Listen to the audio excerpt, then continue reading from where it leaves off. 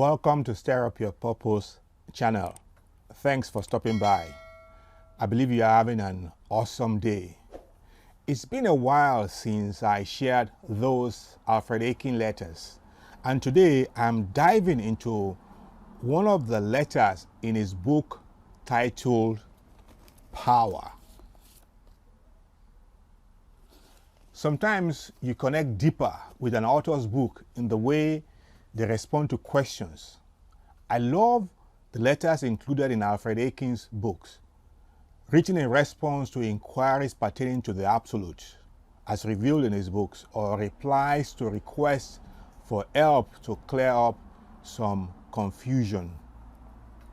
Today, James, my AI assistant, will assist with reading the letter, and I'll share my thoughts as we go along.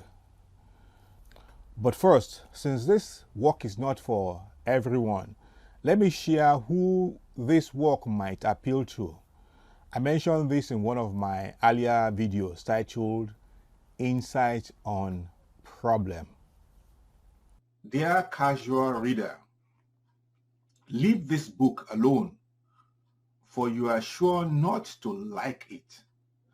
It is not meant as entertainment, nor is it a work designed to develop your personality and enable you to influence your friends. It is not a system that will improve your card playing or increase your winnings at the racetrack or on the stock market. It's just saying, for casual readers, this book is not for you. Now, he went further here. He said these pages, these are now for those who are really ready for this book. He said these pages will bring to your remembrance John 14:26. This is about when Jesus Christ talked about the Holy Spirit. He said these pages will bring to your remembrance John 14:26 facts concerning yourself. The work is not didactic, not intended to make you angry, to preach at, or to you to be rude or insulting. However, the personal intellect or thinker will find it all of these.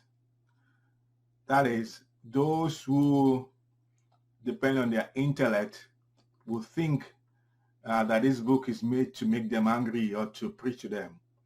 But he said only the one who is truly seeking to know what is truth will find value in this work, and that the truth he seeks is closer than his very breath,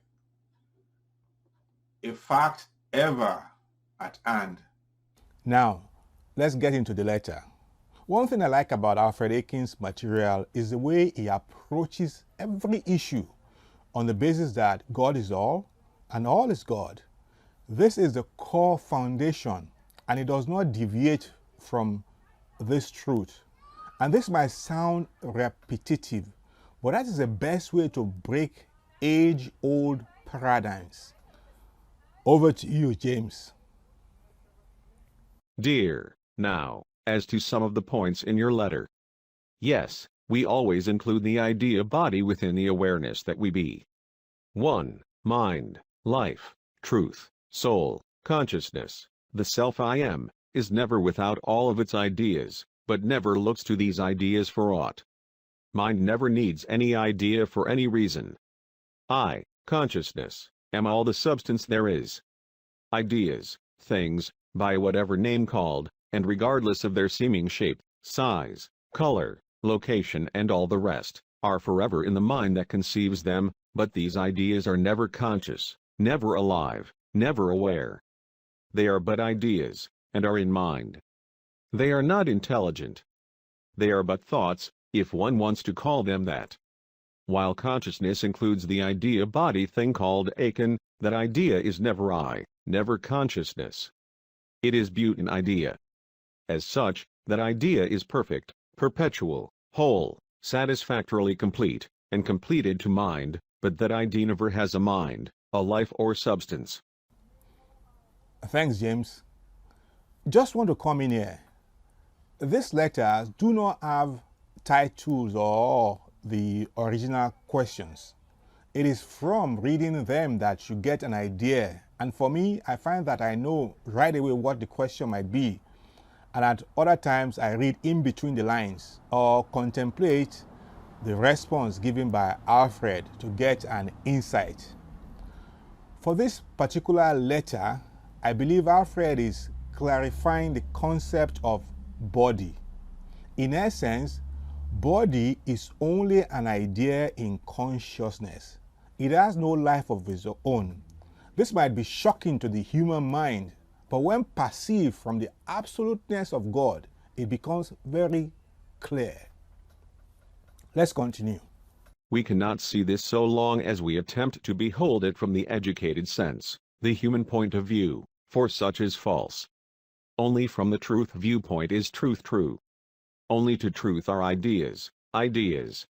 So if we would know truth, we must be truth, we must act as the omniactive intelligence that is the soul being we be, the soul life, the unchallenged self-identity-that-I am.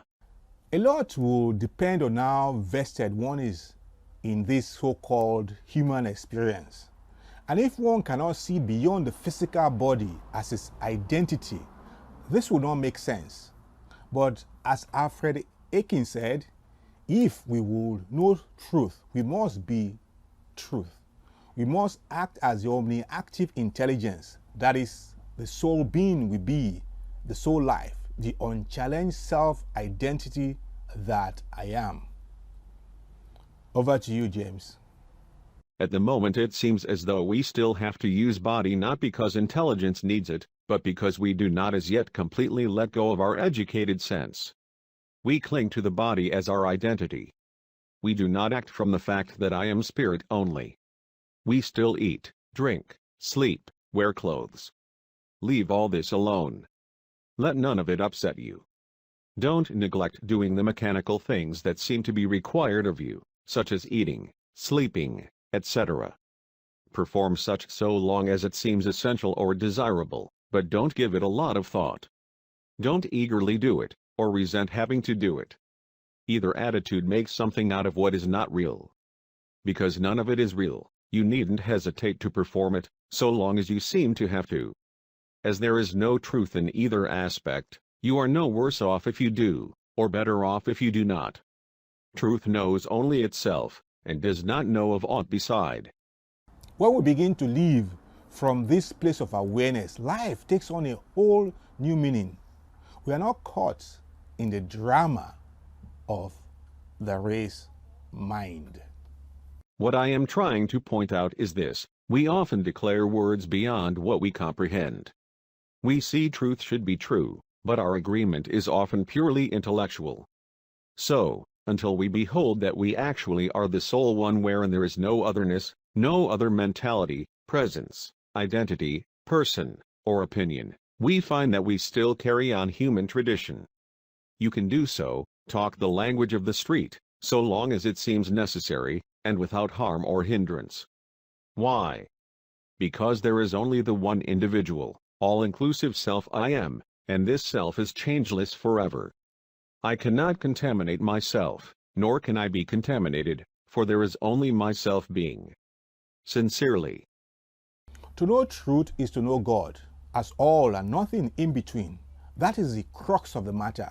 But the puny human mind is so programmed to believe in opposites, and until the allness of God is ingrained in the soul, it will always vacillate between good and evil, and forever be a pawn in the hands of the snake oil sellers.